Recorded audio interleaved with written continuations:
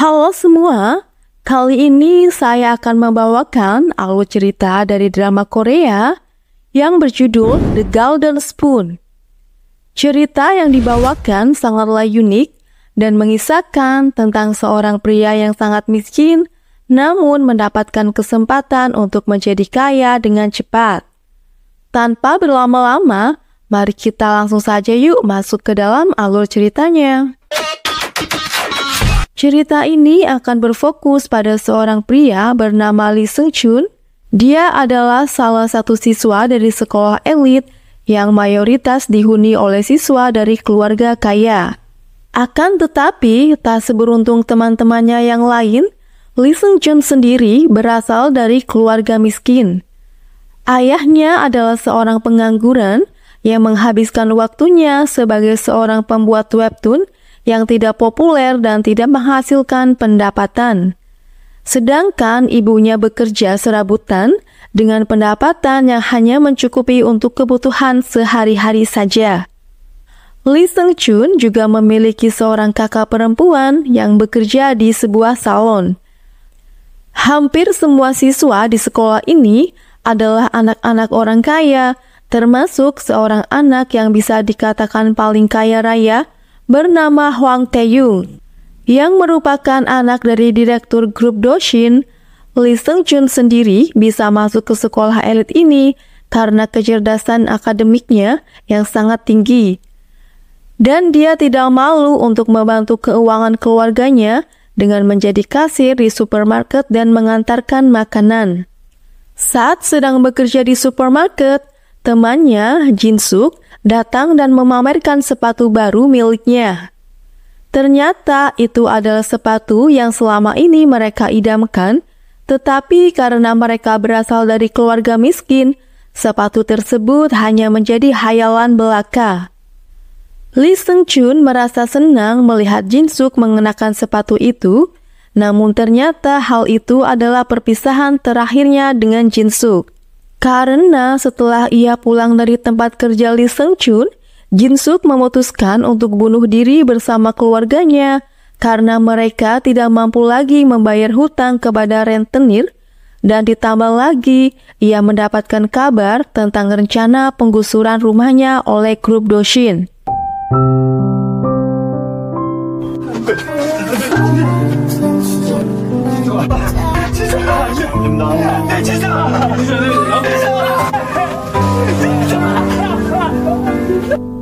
Lee Seung-chun sangat terpukul mendengar kabar tersebut karena Jin-suk adalah sahabat sejatinya, terutama saat mereka menjadi bulian di sekolahnya. Perasaan Seung-chun semakin memburuk saat kegaduhan terjadi di acara pemakaman keluarga Jin-suk. Seorang rentenir marah karena keluarga Jin-suk meninggal sebelum membayar hutang mereka. Dan karena kejadian itu semakin memotivasi Lee Seung-chun untuk menjadi orang kaya agar keluarganya tidak mengalami nasib serupa. Kemudian cerita memperlihatkan kelompok anak-anak pembuli yang dipimpin oleh Park Jang-gun yang sama sekali tidak peduli dengan nasib Jin-suk. Park Jang-gun bahkan mengatakan bahwa apa yang dilakukan oleh Jin-suk seolah-olah memperlakukan sekolah mereka. Mendengar hal itu, Lee Seung-chun ingin memukul wajah Jang-gun. Namun karena perbedaan status sosial yang sangat jauh, Seung-chun malah menjadi sasaran intimidasi dan ejekan dari Park Jang-gun.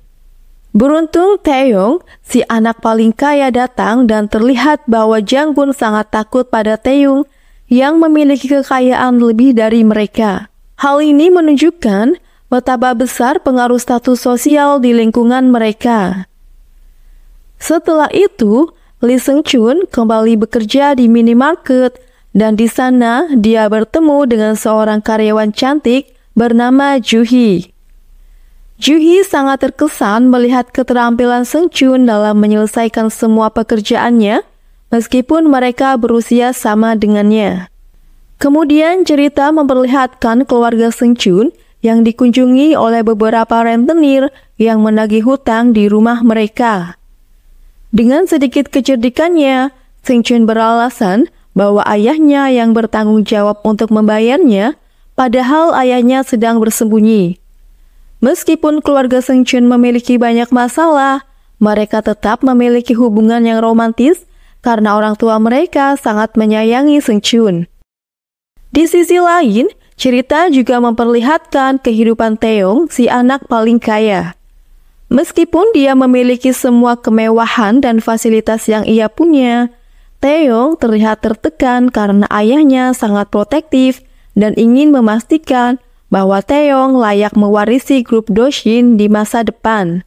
Hal ini membuat Taeyong seringkali mudah panik dan depresi. 아버지,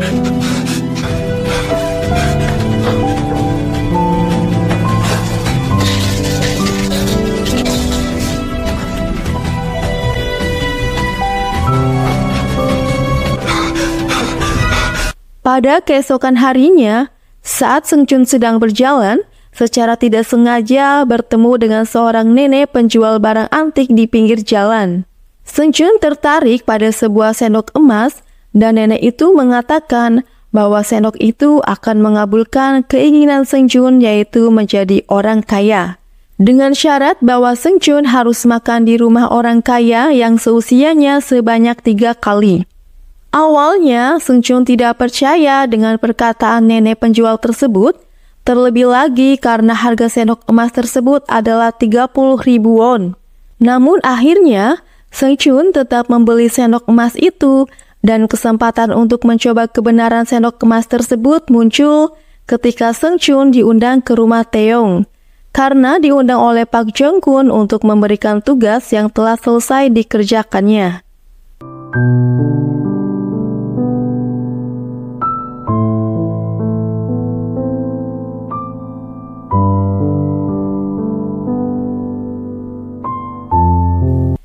Namun hasilnya nihil, dan Seungchun merasa bahwa keinginannya telah membuatnya menjadi orang bodoh karena percaya hal tersebut. Saat pulang, Seungchun merasakan sesuatu yang aneh di rumahnya.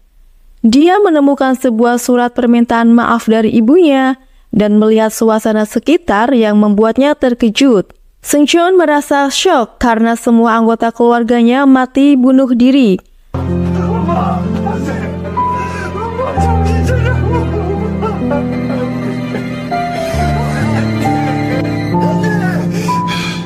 Akan tetapi itu semua hanya adalah mimpi. Namun mimpi tersebut membuat Seungchun meragukan kebenaran sendok emas tersebut. Sebab menurut Seungchun, sendok emas itu adalah satu-satunya cara agar dia dan keluarganya bisa keluar dari jurang kemiskinan dengan cepat, agar mimpi buruk yang dialaminya tadi malam tidak menjadi kenyataan.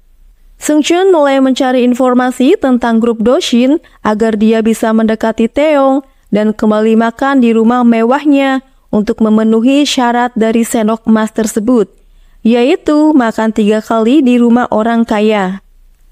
Dan Seungchun baru melakukannya sekali, dan dia ingin melakukannya 2 kali lagi.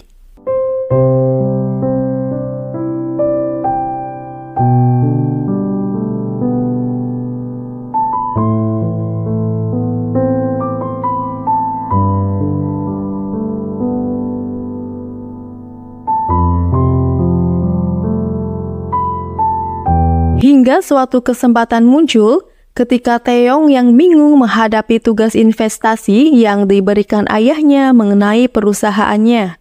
Dengan kemampuannya, Seungchun mencoba membantu Taeyong hingga membuat mereka menjadi teman dekat. Dan karena Seungchun selalu membantu mengerjakan tugas-tugas dari ayah Taeyong, Taeyong pun memberikan imbalan dengan mentransfer uang kepada Seungchun.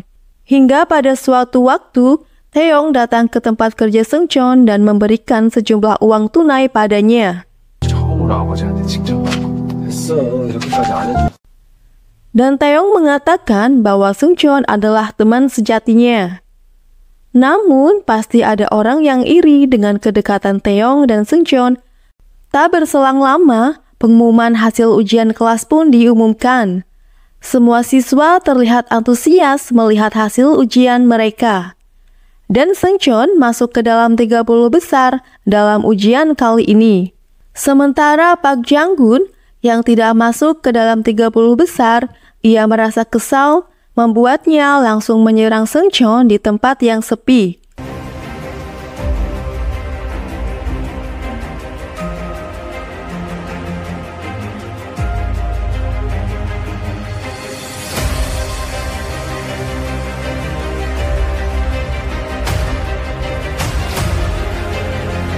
Seungcheon hanya bisa pasrah, lalu melihat sendok emasnya terjatuh. Dengan tekad yang bulat, Seungcheon memutuskan untuk segera menyelesaikan syaratnya, yaitu makan 3 kali di rumah Taeyong, si anak orang kaya. Ia kemudian pergi ke rumah Taeyong yang pada malam hari dengan alasan bahwa ia telah menyelesaikan laporan aset yang diminta oleh Taeyong.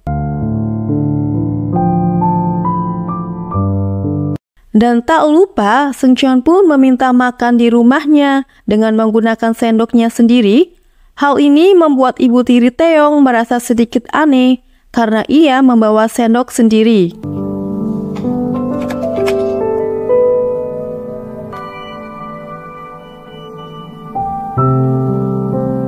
Dan ketika Seungcheon akan menikmati makanan yang ada di rumah Taeyong, tiba-tiba ayah Taeyong datang.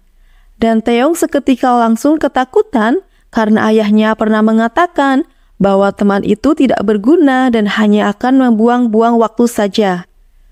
Taeyong dengan cepat membawa Seungcheon keluar dan menyuruhnya pulang. Namun sebelum pulang, Seungcheon kembali dan melahap semua makanan yang sedang dibereskan oleh para pelayan, meskipun itu dilihat oleh ayah dan ibu tiri Taeyong. Seungcheon cuek dan tetap menikmati semua makanannya. Setelah itu, kita diperlihatkan bagaimana pandangan keluarga Taeyong terhadap orang miskin seperti Seungcheon. Terlihat dengan jelas bahwa mereka sangat membenci atau bahkan alergi terhadap segala hal yang berhubungan dengan kemiskinan.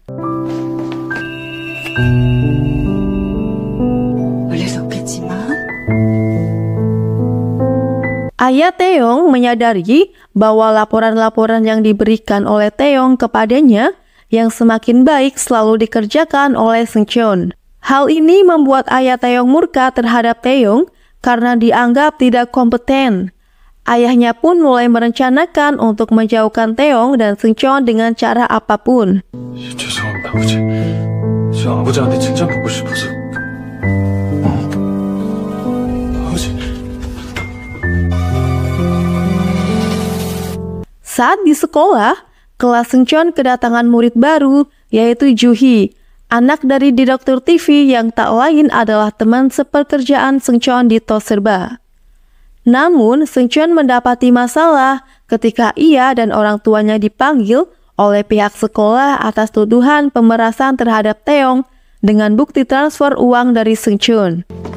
많게는 30만 원까지 여러 차례에 걸쳐 현금으로 준 것도 있으니 실제 피해가 훨씬 더 클 거라 추정됩니다. Tentu saja Seungcheon membantah tindakan tersebut karena sebenarnya uang tersebut diberikan oleh Taeyong sebagai imbalan atas bantuannya. Namun kali ini Taeyong justru berperilaku mencengkelkan dengan mengatakan bahwa Seungcheon telah memerasnya dan mengancamnya akan membunuh jika ia tidak memberikan uang.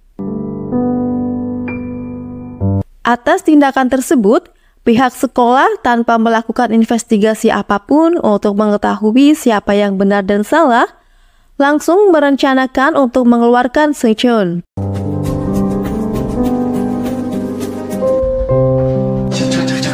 Namun, ayah Seungcheon kemudian bersujud, memohon agar anaknya diberi kesempatan dan tidak dikeluarkan dari sekolah.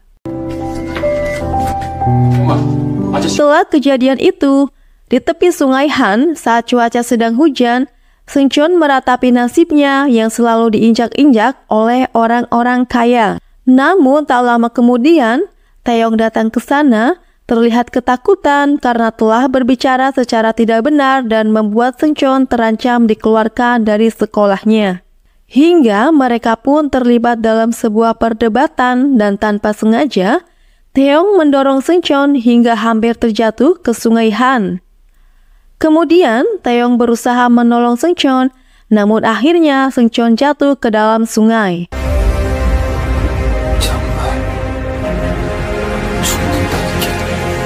Seungcheon kali ini sudah pasrah dan ingin menyusul temannya, yaitu Jin-suk. Namun tiba-tiba, sendok emas tersebut bercahaya, membuat Seungcheon memperkuat tekadnya untuk tetap hidup dan mencapai impian menjadi orang kaya.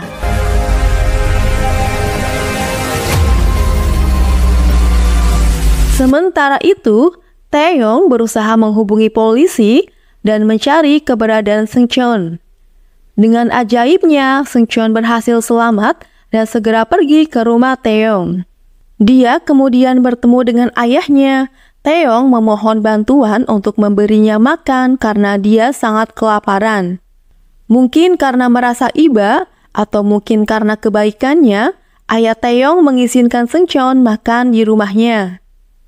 Namun Seungcheon melihat ekspresi kasihan dari ayah Taeyong ketika dia dengan lahap memakan semua hidangan yang disajikan. Dia kemudian mencoba menguji apakah sendok emas ini benar-benar bekerja dengan memanggil ayah Taeyong dengan sebutan ayah. 아빠, 너 봐.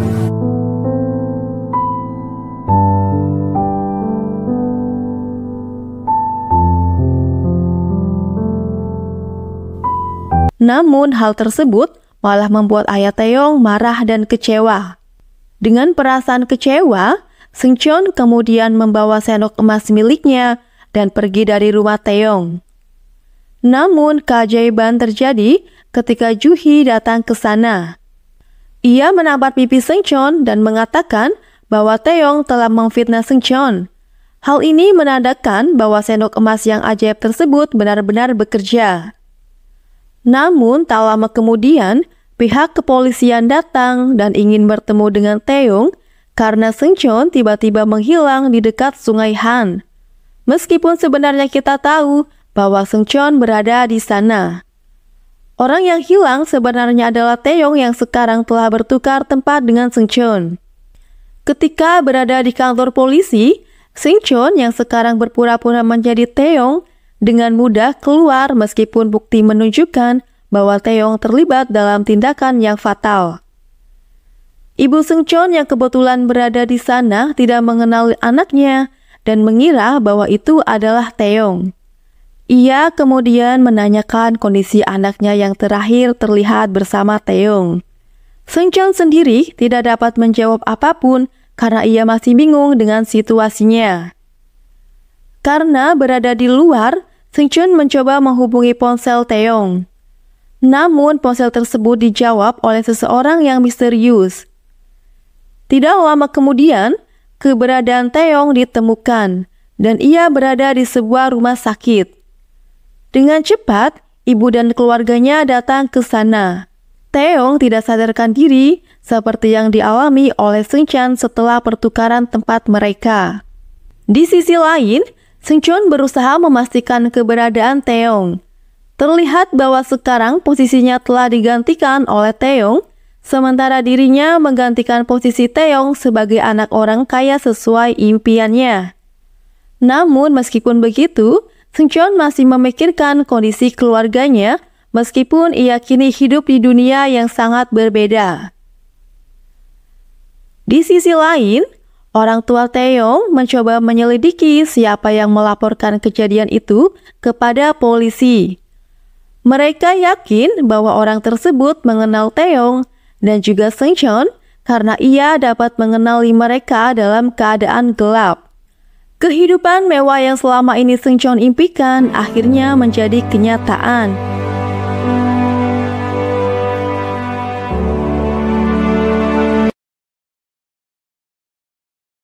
Ia kini tinggal di rumah mewah milik Taeyong.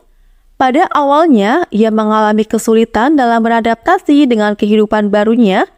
Oleh karena itu, ia meminta asisten pribadi Taeyong untuk memberikan semua informasi tentang pekerjaan dan hal-hal lain yang berhubungan dengan Taeyong.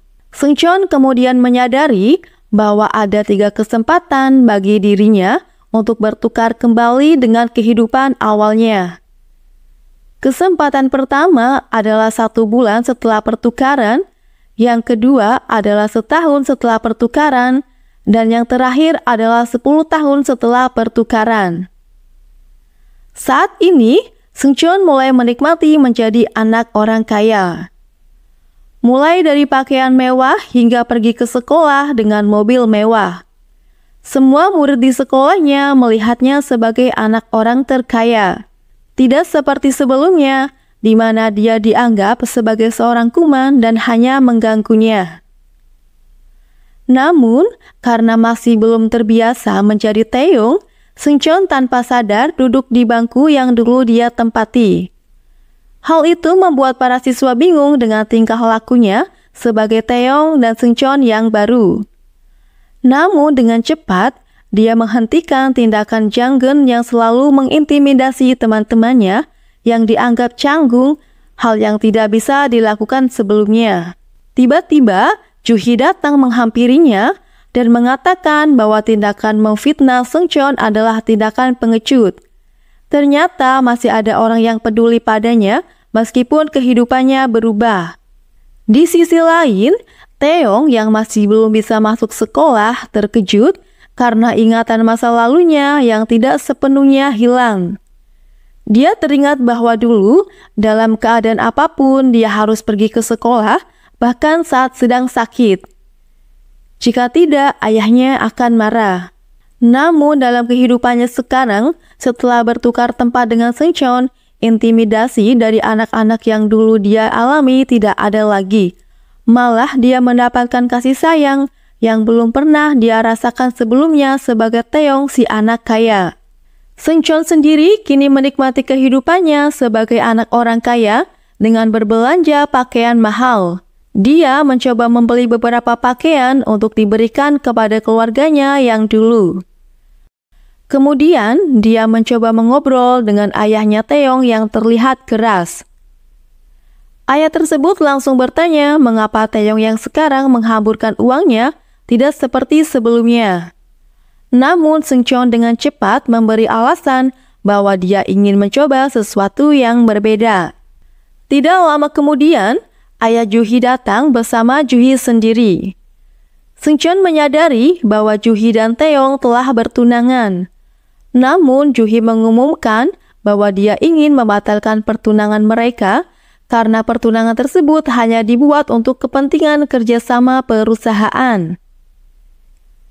Ketika mereka berdua kembali bekerja di Toserba, Juhi dihampiri oleh Seungcheon atau yang sekarang menjadi Taeyong. Mereka melihat seorang pelanggan yang mabuk dan muntah di sana. Tanpa ragu, Taeyong sekarang langsung membantu Juhi membersihkannya. Hal ini membuat Juhi sedikit bingung dengan sikap Taeyong.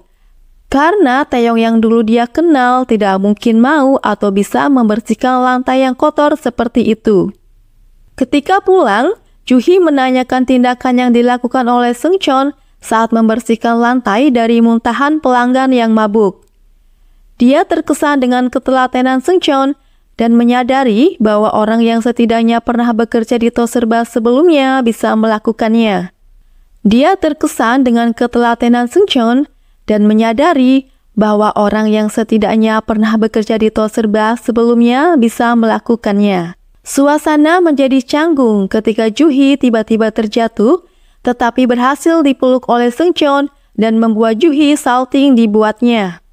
Ketika berada di rumah, Seungcheon mulai merasa rindu kepada ibunya dan keluarganya. Keesokan harinya, ibunya menghampirinya dan memberikan kembali semua barang yang telah diberikan Seungcheon sebelumnya.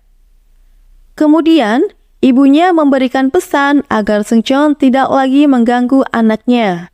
Perasaan Seungcheon mulai bercampur aduk dalam diri Seungcheon karena meskipun dia menjadi orang kaya, ia tidak menjamin kehidupan bahagia bagi keluarganya. Terlebih lagi, perhatian ibunya yang rela melakukan apapun demi anaknya membuat Seungcheon merasa gelisah. 이 옷 잘 어울리실 것 같아서 산 거예요. 입으면 예쁘실 것 같아서. 그리고 돈도 필요하잖아요. 그냥 좀 받으면 어때요? Saat berada di kelas, Taeyong akhirnya mulai masuk kelas lagi dan langsung menegur Seungcheon agar tidak lagi mengirimkan hadiah-hadiah karena itu mengganggu keluarganya. Juhi yang mengetahui bahwa Seungcheon yang dia kenal sudah kembali ke sekolah, terlihat sangat bahagia. Dia kemudian bertanya tentang kondisi Taeyong atau Seungcheon. Namun kegembiraan mereka tidak berlangsung lama karena Jang-geun datang dan mengajak mereka ke rumahnya. Saat berada di rumah Jang-geun, Taeyong yang memiliki rasa atau ingatan masa lalunya tidak takut sedikit pun dengan Jang-geun. Dia malah mencoba mengintimidasi Jang-geun. Namun Jang-geun yang sudah sangat kesal melihat tingkah laku Taeyong yang berlagak padahal dia adalah seorang kacung baginya, langsung memukul Taeyong hingga dia tidak bisa berbuat apa-apa.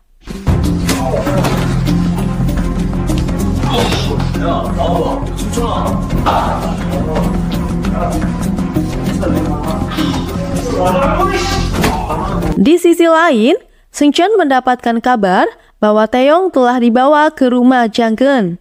Itu mengingatkannya pada masa lalu ketika dia selalu disiksa dan dibully oleh Jang-geun. Tanpa ragu, dia segera pergi ke rumah Jang-geun dan benar saja, dia menemukan Taeyong yang telah terluka parah akibat pukulan Jang-geun.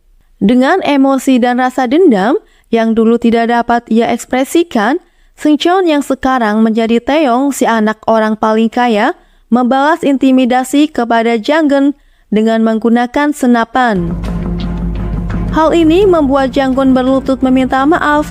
Namun apa yang terjadi dengan Jang-geun akan kita lanjutkan di part yang kedua.